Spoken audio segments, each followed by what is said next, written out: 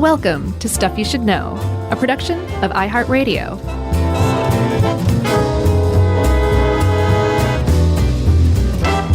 Hey, and welcome to the podcast. I'm Josh, and there's Chuck, and Jerry's here too, and this is Stuff You Should Know.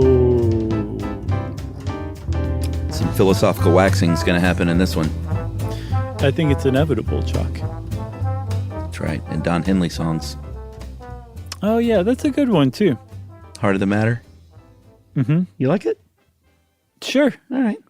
That part where it's like, I'm learning to live without you now. It stirs my soul every time. Forgiveness. Yeah. You'd have to be dead inside to not be stirred by that part. I agree. It's good. Good song. But he really kind of nails it in that because he's talking about forgiveness. And the heart of the matter. Sure. And he wants forgiveness. He needs forgiveness, even if like it's the end of the relationship. Yeah, even if she doesn't love him anymore. Sure. So on the one hand, that is a certain kind of forgiveness that an individual or person can, that's a path someone can set down. But there's been a lot of research starting in the very beginning stages at the middle of the 20th century, but really picking up in the 90s. Research into forgiveness, like legitimate scientific research. And it's a multidisciplinary thing because there's a lot of different fields. Disciplines? Sure. That have said, hey, this is something we can study and measure and produce articles and work on. Mm-hmm. And they've produced some really good legitimate work. But what most of them have been focused on is not the Don Henley position of somebody who needs to be redeemed, who needs redemption to feel better, who needs forgiveness, but rather the person doing the forgiving, the person who was originally transgressed against. Not the offender, but the offendee. That's where most of the research has been done on forgiveness. Right. Don Henley is a rock star, so he's writing a song about wanting to be forgiven for a foursome he had in St. Paul backstage. Sure. Even if you don't love me anymore, can you forgive me that? Can you blame a guy? Is what he's saying. Right. So, yeah, I think that's probably exactly what that song's about now that you mention it. That's the subtext. So I think we should start by pointing out something about forgiveness, is that a lot of people, there's a lot of stories about people not forgiving. We call it revenge. And people love revenge, Like, think about the revenge movie genre and how many entries there are. Pretty great. Like, have you ever seen I Saw the Devil? Yeah. Have you ever seen Old Boy? Yeah. Have you ever seen Death Becomes Her? Yeah. Have you ever seen She-Devil? Nope. Oh, you haven't? With Roseanne Barr and Ed Begley and Meryl Never Streep? saw that. Was that a revenge movie? Yes. All of them. Great revenge movies. Can I shout out one of my favorites? Yeah, please do. Like, legitimately, it's kind of a smaller indie movie called Blue Ruin. Oh, yeah, I saw that one. Great revenge movie if you're into revenge movies. And I am. I enjoy it. There's a catharsis involved because exactly. I'm a big forgiver. So I think I like seeing movies where revenge happens. Yeah, and we'll talk a lot about, revenge because they're virtually two sides of the same coin. And they really interact in some surprising ways that are sensible when you see it laid out, but you might not necessarily be walking around thinking about. But on the other side, if you look up movies about forgiveness, almost all of them were produced by a mega church somewhere in the South. Or you've got Magnolia and then The Fisher King. Are like the two like legitimate contenders for movies about forgiveness. Well, I don't know, because I think there's a fine line sometimes between redemption stories and forgiveness stories. Mm-hmm. Okay. They can kind of go hand in hand. There are plenty of redemption stories. Okay, like what? What, redemption stories? Yeah, let's hear it. Oh, I mean, Hoosiers. One of the great sports redemption movies. Okay. I think that's a pretty loose definition of redemption. No, are you kidding me? Former alcoholic coach who was not working because of some bad deeds gets redeemed by leading a team to a championship. Dennis Hopper gets redeemed as the alcoholic father. Wait a minute. Was Gene Hackman on the road to redemption? I thought he came in and basically got Dennis Hopper redeemed himself. This was a double redemption. He was getting redeemed as well. All right. Okay. So but plenty of redemption stories. And I think there's a lot of movies that wrestle with the idea of forgiveness in really weighty, heavy ways. Like these true stories that you hear about these awful things that happen, whether a family member is accidentally killed by someone or murdered by someone. Like there's a lot of that stuff in movies.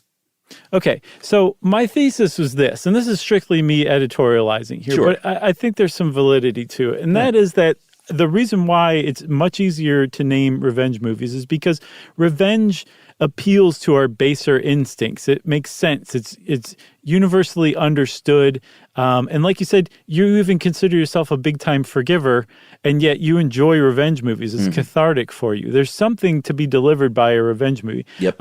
A movie about forgiveness, it's just more complicated. It's harder. We're not as good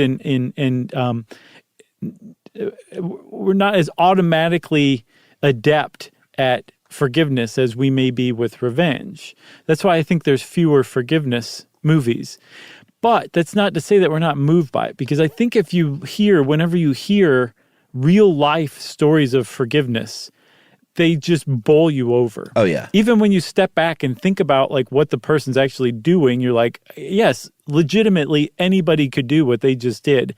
It's akin to hearing somebody solo climbing Mount Everest or something like that. It makes the news literally when somebody forgives in a really deep way that the average person might not. Yeah, like a big time transgression. A lot of times you'll hear of a courtroom scene where someone has forgiven the person who like murdered their relative or loved one or something. Yeah. And that stuff is powerful. You're right. Every time you see these stories, you dug up this one story from Berkeley, the Greater Good magazine, Science-Based Insights for a Meaningful Life, out of UC Berkeley, of this woman who was a nurse's aide who hit a guy. She had been drinking, hit a guy in her car. He went through the windshield and was stuck there, and she was so impaired, she didn't realize it for a while. Eventually realized it, got out of the car, could not get the guy out, who was still alive, mind you, and so drove home and parked her car in the garage to let this guy slowly die in her garage. Over the course of a couple of days. And like, she sobered up, would go out and check on him once in a while, but refused to call for help because she was too concerned about getting in trouble. Sure. So instead, she let him die, had a couple friends come help her hide the body, move the body, and then actually got found out later on because 4 months later, she was at a party and she joked about it to an acquaintance who went and told the cops, and this woman ended up getting 50 years in prison. That's a horrible story. Like, that's one of the worst things that a human being could possibly do. There were so many opportunities for this woman to save this man's life. And by the way, everyone involved in that court case who had a medical degree said that had she called the cops, the fire department, and taken the guy to the hospital, he almost certainly would have survived those injuries. But given that she didn't for days get him medical aid, he finally did succumb to them, but he probably would have survived, almost certainly would have survived. Like, what she did was about as horrific as what a person could do, and just so irresponsible with human life. And she rightfully got a 50-year prison sentence for that crime. And yet, despite how horrific that was, what made news just as much as that is that a short time later, that man's son, the man who was hit and killed, publicly forgave that woman for killing his father.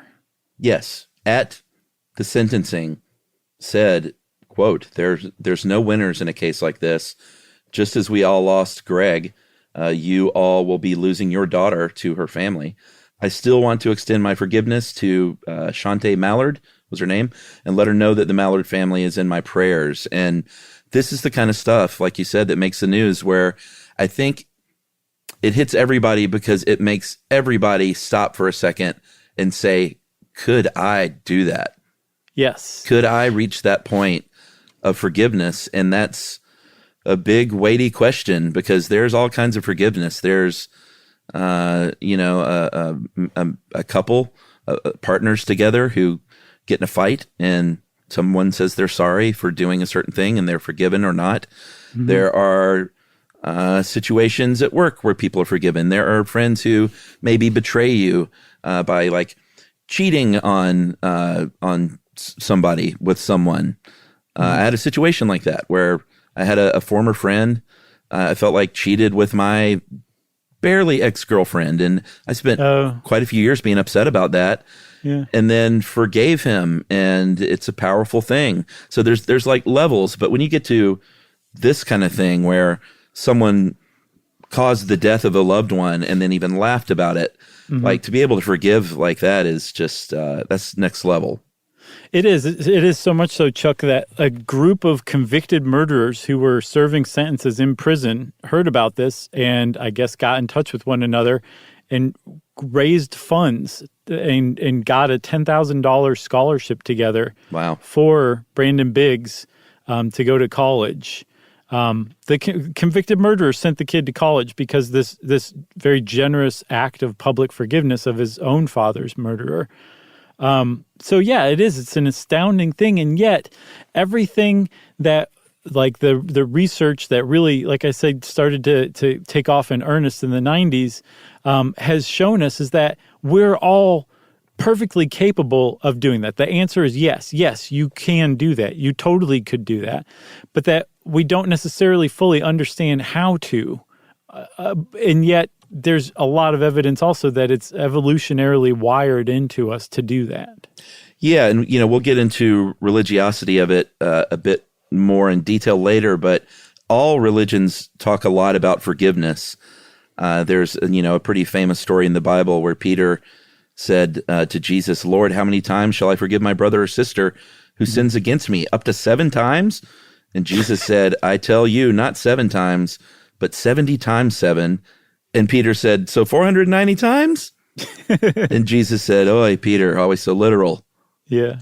That one's pretty good, but, you can read Hindu, you can read the Buddhists talk about it. Like every religion talks about forgiveness as kind of maybe a cornerstone of the religion in some cases. So much so that when science started looking into forgiveness and just trying to figure it out, generally people just presumed forgiveness was under the realm and the domain of religion. That's where you went for answers about forgiveness. And science said, ho, we can top that. Surely we can beat that 490 number. And that's what they've said about doing. Yeah. I mean, Jesus forgave his crucifiers. It's like one of the few things Jesus said on the cross, according to the Bible, was, and Paul Schrader, they know not what they do. Like, forgive them, for they know not what they do. Right. And like you said, it's not just Christianity, although Christianity gets all the accolades for forgiveness. Jainism is a big one. There's a kind of a mantra from Jainism that says, "I grant forgiveness to all living beings.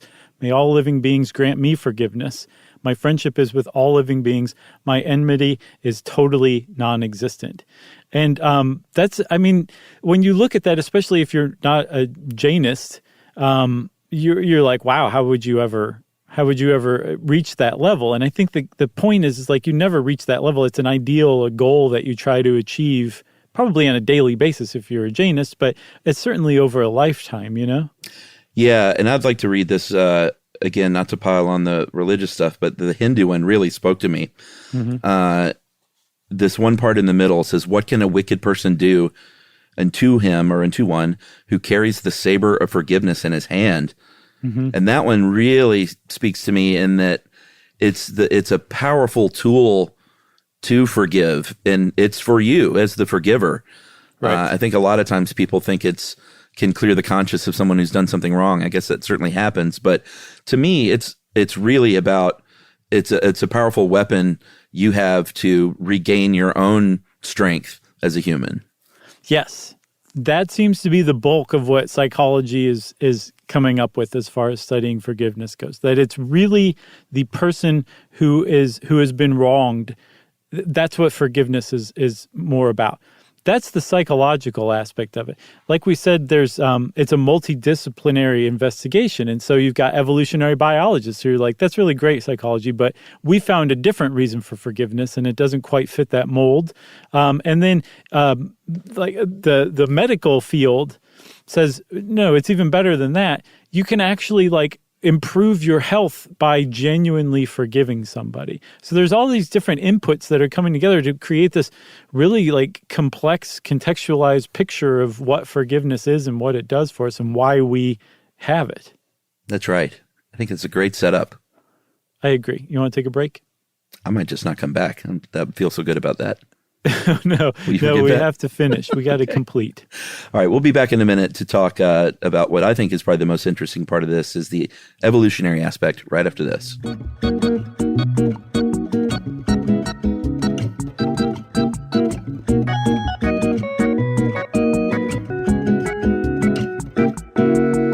Learning stuff with Joshua and Charles. Stuff you should know.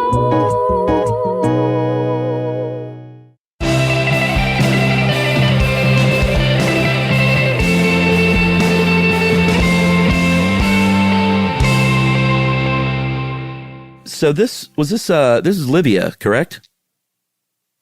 Forgiveness was the Dave Ruse joint. Oh, okay. I thought this was Livia. So yeah, thanks to Dave for this. He did a great job with this research. But the evolutionary aspect of forgiveness is super interesting to me because I think that a lot of people assume that it's what Dave calls a higher virtue. Like, you know, it is Tuk in the gang were so base as you know, kind of primitive thinkers, is that they didn't have the capacity to forgive. They would smite somebody if someone punched Tuk in the face. Tuk punch back, or someone attacked Tuk attack back, maybe even harder.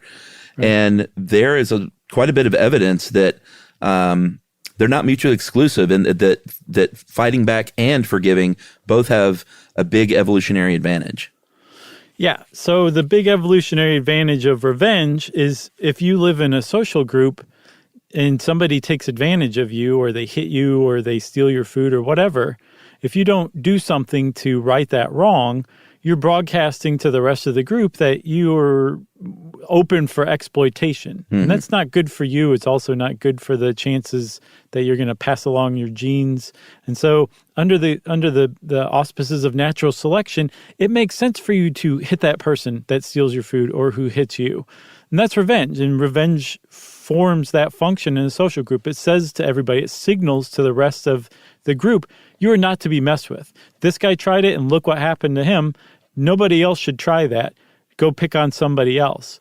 And there's actually been studies that have showed that not just among apes and primates, but among human cultures, revenge is found pretty much universally. And I saw a study, Chuck, that said that the mere presence of a person, a third party, who's witnessing an argument increases the chances that the argument is going to come to blows because you're signaling to the rest of the group, mm-hmm. and in this case, just that third person, you are not to be messed with. That's the purpose of revenge is to broadcast that signal. Yeah, I mean, I would say that any kind of dumb, drunk bar fight, half of it is the fact that someone doesn't want to back down in front of other people. Sure. You know, more than half. Totally. And that if those two guys were just in a alley somewhere, they may just hug it out. Yeah. Probably not, but you never know. That's possible, or they might talk it out at least. Yeah, or just agree that it's dumb and leave. Yes. But you talked about studies in the animal world. There was a primatologist named Franz de Waal who looked at wild chimps, recorded 350 encounters, aggressive encounters between these chimps, and then what happened afterward. And in 51% of these encounters, the chimps would literally kind of kiss and make up and touch each other and embrace each other after a fight. We've seen the same thing in bonobos, in great apes. There's sheep, there's dolphins, there's goats. Even hyenas have shown traits of forgiveness. Mm-hmm. So it's not ubiquitous, but it is all over the animal kingdom. Animals fighting and then animals making up with one another. Right. So, I mean, the revenge one's pretty easy to understand, but then you're like, okay, well, why would there be the making up part? But that also ties into the fact that these same animals are also living in tight-knit social groups. And so you have a limited amount of people that you can possibly have a dispute or a feud with. And if you're not working together cooperatively, in that sense, also your chances of survival are decreased. So what makes sense is what's called the valuable relationship hypothesis, which says if somebody hits you, you should hit them back, but then after that, you should make up with them. So you're sending that signal you're not to be messed with, but then you're repairing that relationship, that valuable relationship that you depend on to help your survival in the social group.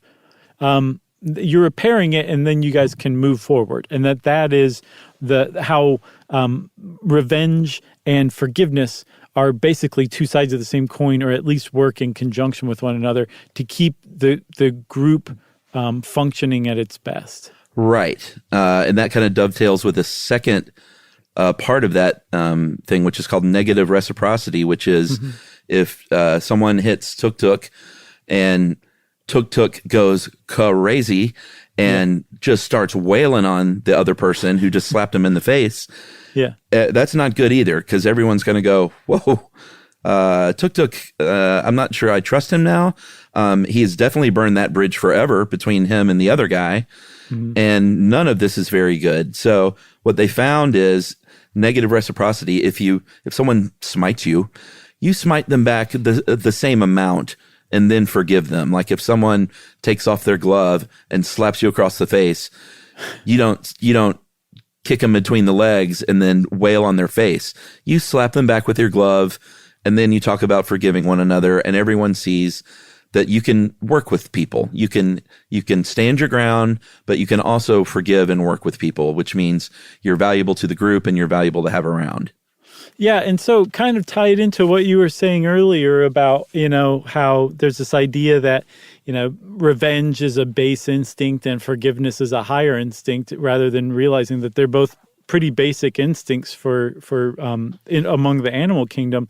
There's this idea that in human society, we have created like these social institutions in these contexts so that the individual doesn't have to carry out revenge and then forgiveness, that they can just focus on forgiveness. Yeah. As long as those social institutions are doing what they're supposed to do, as long as there is like a pursuit of justice, right. And you can rely on the idea that the person who transgressed against you by killing your father is going to be caught and punished and sentenced to jail, you don't have to worry about revenge. It's being conducted for you, and then you, the individual in this well-functioning society, can just focus on whether you want to forgive or not. And that's that kind of higher and lower echelon, because in the opposite situation where there isn't like a good sense of justice, where it does seem like if you want justice, you have to go seek it out yourself, revenge is going to be much more exercised much more frequently than forgiveness will. Yeah, which says a lot about the United States these days, Yeah. I mean, I'm not trying to be cynical even. I mean, that's just sort of what we see around us. I think a lot of people feel like the sense of justice in this country is pretty skewed. And that's why you might see the increases in things like vigilantism or revenge. And I don't know what societies you look to do a study like that. I'm kind of curious on the ones that are very well policed and the justice is sort of fair and equal. But I think that's one of the problems in the States these days, for sure. Yeah. Without getting too far down that rabbit hole. But also even, it's kind of eye-opening to me, because I've never really thought about the courts and the justice system is set up to help individuals move along. Yeah, it should be. You just think of it as punishment. It's a system for punishment, not for redemption necessarily, but it's also to help the victims. I just never saw it that way before. Yeah, it's interesting when you talk about that guy in court, and a lot of times you'll hear the courtroom forgiveness. Sometimes you'll also hear the opposite, and you hear the courtroom like, I will never forgive you for what you did to me. And I think not always, but it seems to be a lot of time tied to whether the transgressor has really acknowledged what they've done and sought forgiveness and said that was the worst thing I've ever done in my life, and I don't think you should ever forgive me. Like, it's an interesting sort of dance that happens there because it's not a one-to-one thing. It's not like every time a bad criminal that does something really asks for forgiveness and says it was a terrible thing, the other person forgives. So sometimes the person could laugh it off like this lady did and not ask for forgiveness, and the other person could forgive, which I think goes back to the notion that forgiveness comes from the forgiver. Right. That it's really about the person who's been wronged. Yeah. That's who it's about. And so, now we've reached the kind of psychology's domain of the concept of forgiveness, which is that it's about you, the individual who suffered a wrong, releasing the pain and the anger and the resentment and all of the negative feelings that you're experiencing so that you can feel better. And that it doesn't matter whether the other person is asking for forgiveness, and that it doesn't even matter if the other person deserves forgiveness or not. That genuine forgiveness, psychologically speaking, according to some psychologists, we'll hear that some disagree, but that genuine, true forgiveness is unconditional. That you forgive the person whether they deserve it or not. Yeah, and this is to where the language to me is a little... I could see people debating this because it is forgiveness in a way, but to me it's almost more of just a letting go. Yeah, I agree with you. Of an anger. So it's not... It's so tricky with the definition, because when you think of forgiveness, you think I'm saying... And it's really not what it is. What you're not saying is it's okay what you did. Okay, so yes, you know what I mean. That's not what. That's not a key component of forgiveness. No, it's not. That's a very confusing thing for a lot of people too. Is that the idea that if you forgive somebody, you're condoning their behavior. You're saying it's okay what they did. Right. That's not the point of forgiveness. From what psychologists who research this are coming up with, they're saying, no, what you're doing when you forgive somebody is to say, I know what you did. You wronged me. I know what you did last summer. I can live with that. It doesn't make it any better. Yeah. It doesn't make it any better. It doesn't excuse what you did. Right. And it certainly doesn't excuse future repeated instances of what you just did. But it's saying, like, I'm willing to let go of the pain I have associated with this act you did against me, this wrong, and I'm going to move forward with my life. And in doing that, I'm willing to let you move forward as well. Well, or I think sometimes in a case like this, that kind of forgiveness can make the transgressor suffer worse sometimes. Yeah, just out of guilt. Yeah, and they want to be admonished and hated as part of a punishment. But, it's TS, because again, forgiveness is not for you. It's for the person. Dave even makes a great point. The person being forgiven is secondary or even unnecessary to the process. And that's sort of the key. You don't even have to tell that person necessarily. We'll get to later some kind of like how to forgive. Some people say that you should tell someone out loud, like literally tell someone, but you don't necessarily have to tell that person if it's a situation like this, or even if it's like a close personal friend. Like I think usually you do when it's someone you know, because that's a part of communicating with one another in a healthy way. But if it's the person who killed your family, you don't have to tell them to forgive them, and you can still forgive them. Yes. So some psychologists define forgiveness, like a full forgiveness, as including you actually seeking out contact with that person. Right. And that if you forgive them but don't tell them, or you still avoid them afterward, where it's like, hey, I forgive you, but good luck with the rest of your life. Yeah. You're not in my life anymore. That to some psychologists, not all, some psychologists say that's not genuine forgiveness. That's akin to like what you were saying, which is letting go of anger and moving on, but not really actually forgiving. I still say it's forgiving. I'm not one of the psychologists. Sure. And it's very much debated for sure. But then that also leads to another point too, that if you forgive somebody, it doesn't necessarily mean you forget. Right. And that's not part and parcel to it. Forgiving doesn't mean forgetting. You can forget. I'm actually really good at that kind of thing, where I forgive because it unless it was a really huge wrong, it just kind of fades from my memory fairly easily, and I don't dwell on it. So they can go hand in hand.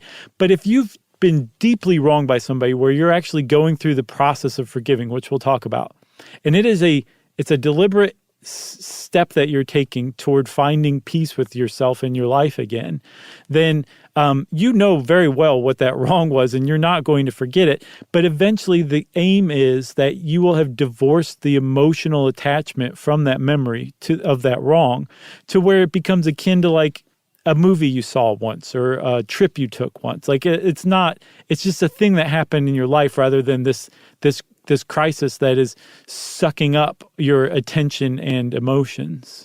Yeah, I really like this definition from Fred Luskin, who is a psychologist and forgiveness expert, for what it's worth, director of the Stanford University Forgiveness Projects. And Fred's definition is to forgive is to give up all hope for a better past. And that really lays it out there in a very practical sense, that what has happened has happened. You may not be there yet in your journey to forgiveness or the letting go, but you cannot change what happened, no matter how angry you are or how much you want someone to pay for it or suffer or how much revenge you want. So there is no better past. That's impossible. So giving up hope for a better past, it's sort of a bleak definition, but one that I think is pretty instructive. Yeah, but it's also a realistic definition too, if you think about it, because you can't change the past one way or another. You can only alter how you let the past continue to affect you or not. And the other thing I really want to say here right now, because it can be confusing for me too, when I think about forgiveness and anger and stuff like that, is like, this is not, no one is talking about something like throwing a switch, or like rather than feeling anger, you feel forgiveness. That's actually counterproductive, as we'll see. Like you can't replace anger with forgiveness. Forgiveness is meant to come after anger, because you use anger or hurt or resentment or whatever your version of that is, to protect and guard your own boundaries.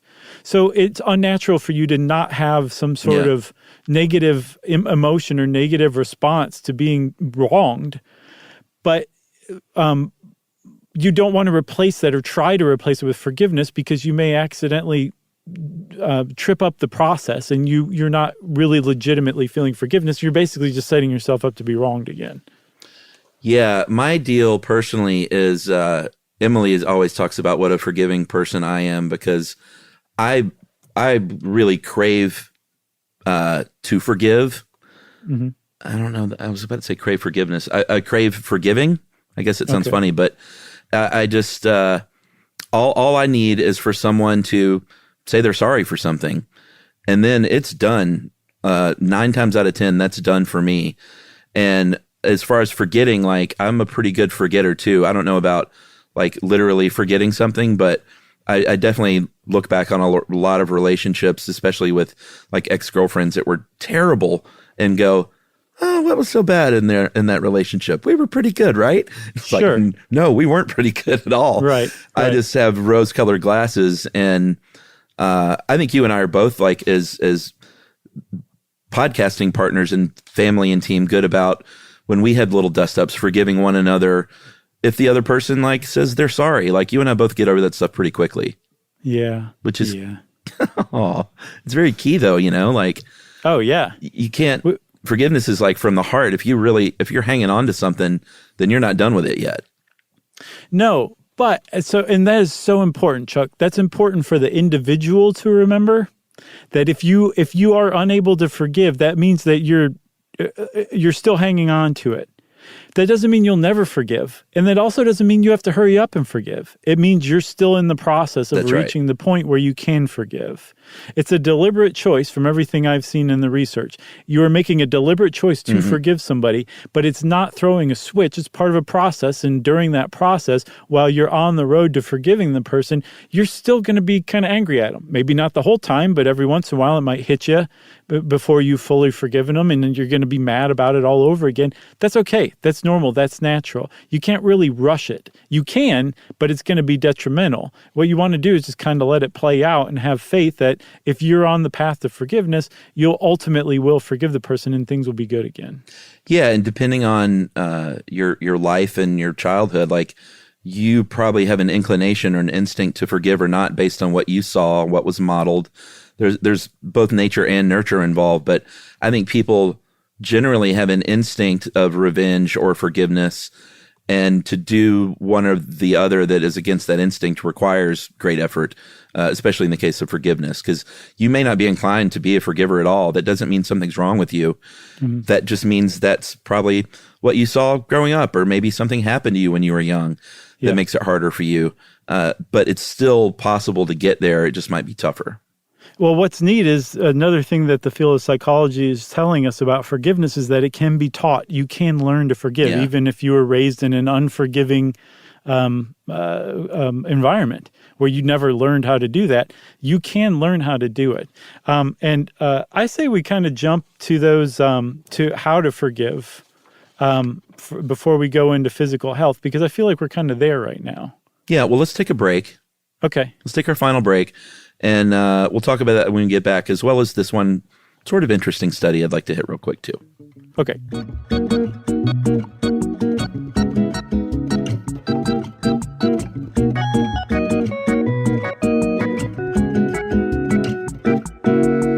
Learning stuff with Joshua and Charles. Stuff you should know.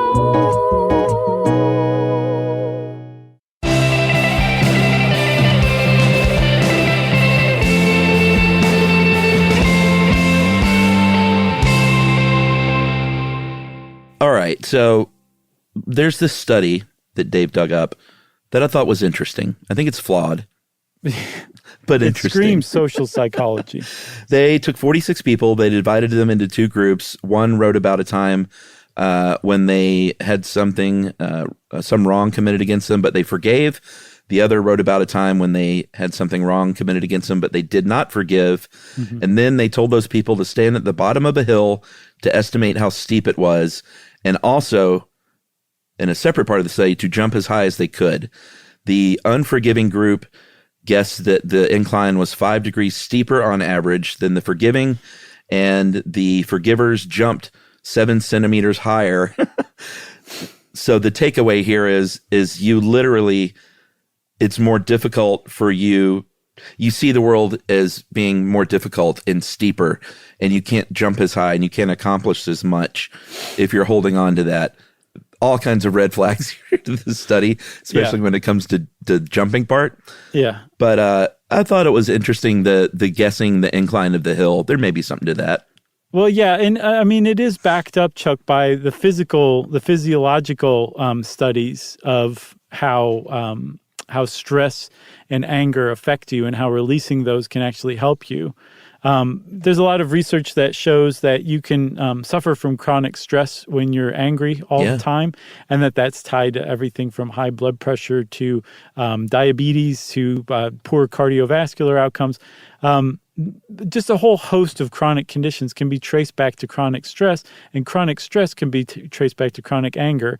And what they're discovering is that forgiveness can actually undo that, can actually reverse that. There was a study that rated people based on the life stresses they'd had, and they apparently recruited participants for this study who'd been through a lot of stress, so much so that they were basically always chronically stressed because they have had so many terrible events in their life. And there was one group that actually did not have poor health compared to the rest of the group. And they found that when they gave them a test of forgiveness, of how forgiving they were generally, they found that this subset was actually overall a very forgiving group, and that somehow was battling back the chronic stress or the effects of chronic stress on their health in life. Yeah, I mean, I think that makes complete sense. If you are someone who really has a problem with forgiving and just holds on to these deep, deep resentments against people, usually against people very close to you and your family even, that can't be good for you physically. I've seen it happen. I don't want to get too personal, but there are people in my family who haven't spoken for 20 plus years over dumb stuff that it's like, you see that kind of like stubbornness coupled with resentment. And it's just, man, that is just no way to live. Yeah. No way to live. Yeah. So there was another one that, another study that Dave turned up that shows that even like in a very short term, thinking about holding a grudge can actually affect you physiologically by activating your sympathetic nervous system, as Dave puts it, the battle or skedaddle impulse. And they found that they cut these two groups into, or they cut the participants into two groups. All of the people had to think about some time when they were deeply wronged in the past. Yeah. And then one group was taken through an exercise where they learned to forgive the person. The other group, this is so mean, was encouraged to hold a grudge. They were basically taught, they went through an exercise to hold a grudge and be angry and resentful about that. And they found that the people who were taught to hold the grudge had elevated skin conductance, which meant their nervous system was aroused, higher arterial blood pressure, not good. They also had muscle tension in the brow area, you know, when your brow's furrowed, when you're stressed out or mad. Sure. And that the symptoms, even after they went through an exercise to basically de-escalate everything, the symptoms persisted. Yeah. And this was just an exercise where you were just thinking about being wronged and then holding a grudge about it. Just like probably this was like an hour out of their lives. And that was the effects. That was the findings of that. So it's pretty clear that yes, anger can affect you physically, and what they haven't. We don't have the reams of data that we have supporting it like we do that anger hurts you physically. But there seems to be the opposite of that holds true, which is releasing that anger, which is forgiveness in whatever form it takes, can actually improve your health as well. Right. Earlier in the episode, we were talking about religion. All religions talk extensively about forgiveness. Mm-hmm. And when they do studies these days, usually like questionnaires and stuff, depending on the studies you look at, you would think religiosity does play a role in that people who describe themselves as religious, supposedly in some studies, are 2.5 times more likely to say that others should be forgiven unconditionally. But I know you found some studies that found that religiosity does not play as big a role as a lot of people think it does. Yeah. And that sometimes religious people may be more inclined to say that they are forgiving when they aren't, because it's the right thing to do. Yeah, the study found that when you ask, basically when you survey them, the people who are religious tend to come off as more forgiving. They self-report as forgiving. Right. But then if you ask them other certain questions, I guess in real world situations, they're no more forgiving than other people. Right. But so that would be an interpretation that they think they're more forgiving or tell people they're more forgiving than they actually are. But there is another way to look at it too, and they went back and followed up on that study, and they found that over a longer term, people who are religious actually do tend to be more forgiving in their lives.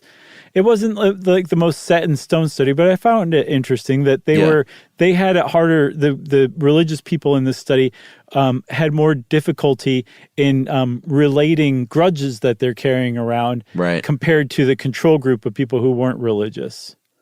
Yeah. Makes sense. Sure. There was some redemption there. Yeah. As far as how to forgive, like we said, hopefully we've gotten it through, that it's something you can learn. If you are not an inherent forgiver, you can learn how to through practice. There's a psychologist named Worthington. Everett Worthington. Edward? Everett Worthington. There should be a third after that, if you ask me. There totally should be. And Worthington has developed the REACH model, which we'll go through. It's an acronym. Of course. Recall is the first step, and that's to really recall the event in detail, but in sort of an objective way, and not necessarily something that was done to you, but just to look at the detail of it and try not to judge yourself or the other person. Just simply bring that back to your mind. Yeah, and the point of that is to feel the feelings. Like we humans have such a tendency to try to get away from negative feelings and run toward positive feelings. And I think Worthington's position is that we have to feel whatever feelings are associated with it. And that's a huge part of it. We have to go through that experience. It's part of the recall. Right. The E stands for empathy. This is one that is, I don't know about controversial, but it's not everyone agrees at all on whether or not you need to actually have empathy to forgive. But empathy can certainly help you forgive if someone has broken into your home and stolen from you. It might help to forgive them, to empathize and think about where they may be in their life to feel like they needed to do something like that, is one example. Yeah, and he points out also, like, you're not excusing their behavior, but you're just thinking about them beyond just a villain or criminal or person who wronged you, for sure. And actually, we should say Everett Worthington had to put his money where his mouth was, because his mother was actually murdered by a burglar, I think back in 1997. Yep. And he put himself through this, the reach method, and he said he came out on the other side better off than he had been. And I think he was already doing this, right? That didn't inspire his career, did it? No, I think he was already doing it, coincidentally. Right. Wow. The ironies. So the A stands for altruistic gift. And the point of this is that you realize that you are actually giving a gift by forgiving somebody. Even, I guess, if you don't tell them, even if you don't necessarily empathize with them. But the way you do this, the way you recognize that your forgiveness is an altruistic gift, is to think about times where you've wronged somebody and that they've been forgiven or forgiving, and even if you didn't necessarily deserve it, and what a gift that was. You're kind of bringing it to mind, which I think is really suspiciously kind of tied in with empathizing, if you ask me. Yeah. I mean, he was trying to make the word reach. Sure. Commit to, this is what I mentioned earlier about telling someone else. Doesn't necessarily have to be the person you're forgiving, although that could help if you want to go that route. But telling someone else, at least in Worthington's mind, makes it gives it a degree of permanence. Makes it real. Basically makes it part of your story. Like you're changing the story, essentially. Exactly. And then hold. And this is very important, too, that we said earlier, you can forgive, and it doesn't necessarily mean you're going to forget. So when you do remember that kind of thing, you're still going through the process and you're still angered by it, you're still hurt by it, but you're on the path to forgiveness. You have to hold on to the idea that you're working on forgiving them, that it's not an instantaneous thing. So you have to hold the fact that you're forgiving them, even in the face of, being triggered by or flooded by this again, when you think about the memory of it.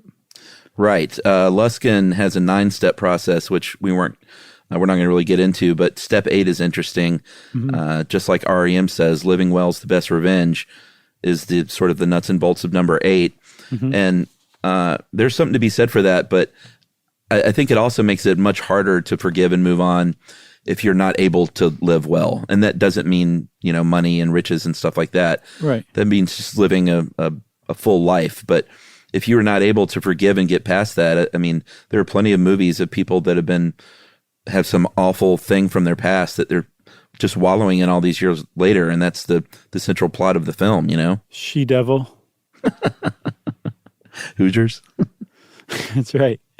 But that's the point of forgiveness, is to free yourself, to find peace within yourself. And yes, it's great for the person who wronged you if you overtly forgive them and let them know, but you don't have to. And then also, Chuck, there's a whole school of thought in psychology that says not only do you not have to tell the person that you're forgiving them, you don't have to forgive them. Right. At all. And that there's this whole almost kind of, not culty, but really kind of dogmatic idea that if you don't follow these steps and you don't genuinely fully forgive somebody, you really haven't worked out the process. There's something wrong with you. Maybe you're an unforgiving person and that makes you tacky. That's what psychologists call it. And there's a whole group of psychologists that say, no. There's way more to this process than just 9 steps or the reach method. It's more nuanced than that, in that you can be a fully functioning emotionally developed person who says, you know what, I don't forgive you.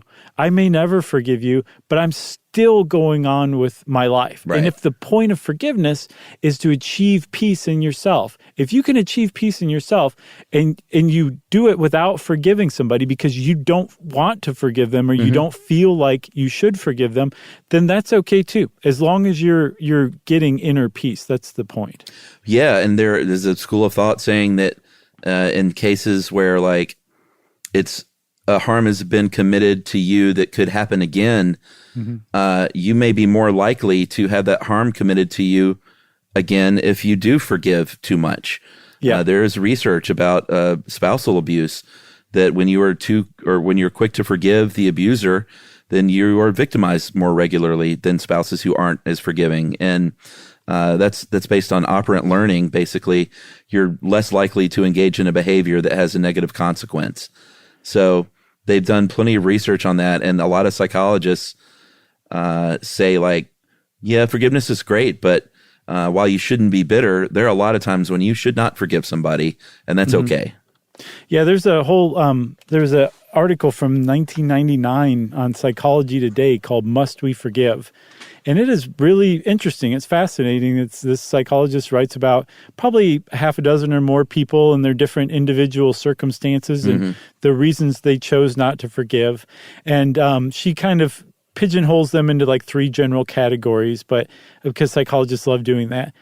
But it's a really compelling article, and it's definitely worth reading. And it provides this kind of alternative idea that, like, no, there's definitely situations where some people don't deserve your forgiveness. One of the chief among them is if you say, like, a sibling or a family member of some sort, you have some sort of falling out with, or they've wronged you, and you choose not to forgive them, you might feel tremendous pressure from the rest of your family to just go ahead and forgive them. That's a terrible reason to forgive somebody. And if you do forgive them under those circumstances, or say because your religion decrees it, you're like, that's not full forgiveness, and it may actually harm you because you may suffer from a distorted self-image or lowered self-respect because you basically went back to this person who not only wronged you in the past, is unrepentant about it, but is just going to continue the behavior again in the future.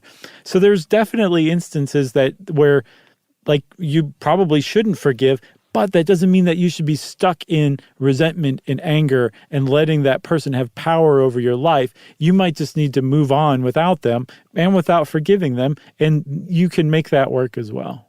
Yeah, I mean, there was that one terrible story that you sent about the woman who, as a child, had this terribly bullying and abusive older brother. And we won't even talk about the awful things this guy did, but the parents were really always pushing like, oh, he doesn't know how to say he loves you. He doesn't know how to talk to you. So he does these things and you really need to forgive him. And that's bonkers. You know, that is a situation where you were doing such great harm as a parent to teach your daughter to accept this kind of behavior. Right. And not only accept it, but forgive it. It's like just setting her up for, unless she really therapies through that stuff later in life, of just a series of terrible relationships. So exactly. Yes. You can't, forgiveness isn't always the thing. I have a friend who had a terrible thing happen to him when he was younger, and we talked a lot about this, and he has forgiven that person in his heart. And I was like, well, I haven't. And I was like, I'm still angry about it. And he was like, thanks.